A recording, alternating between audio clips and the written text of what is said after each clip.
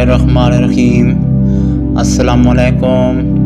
کیا آپ جانتے ہیں دنیا میں سب سے پہلا حکم جو آسمانوں پر فرض کیا گیا وہ نماز ہے، اور یہ وہ عبادت ہے جو قیامت کے دن سب سے پہلے پوچھی جائے گی۔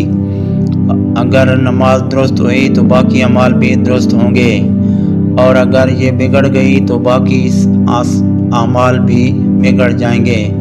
نماز صرف چند رکعات کا نام نہیں، بلکہ یہ مومن اور رب کے درمیان ایک زندہ رابطہ ہے۔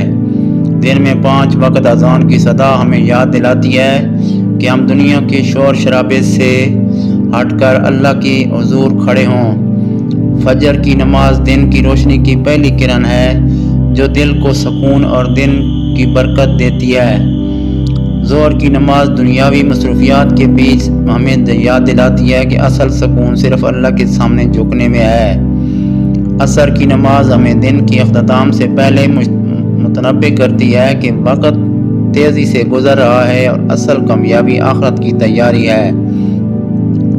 مغرب کی نماز سورج ڈوبنے کے بعد ہمیں یاد دلاتی ہے کہ ایک دن ہماری زندگی کا سورج بھی غروب ہو جائے گا۔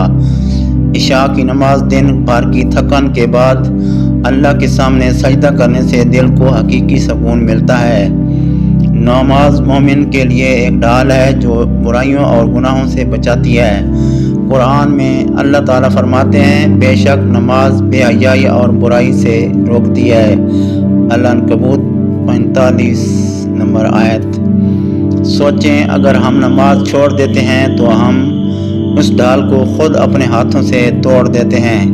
اس لیے نبی کریم صلی اللہ علیہ وسلم نے فرمایا، آدمی اور کفر کے درمیان فرق نماز کا ہے، لہذا اپنی نماز کو ہلکا نہ لیں، یہ ہماری آخرت کی کامیابی کی کنجی ہے۔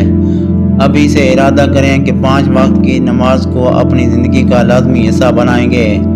اللہ تعالی ہمیں اپنی نمازوں کا محافظ بنائے اور ان کی برکت سے دنیاوی آخرت میں کامیابی عطا فرمائے، آمین۔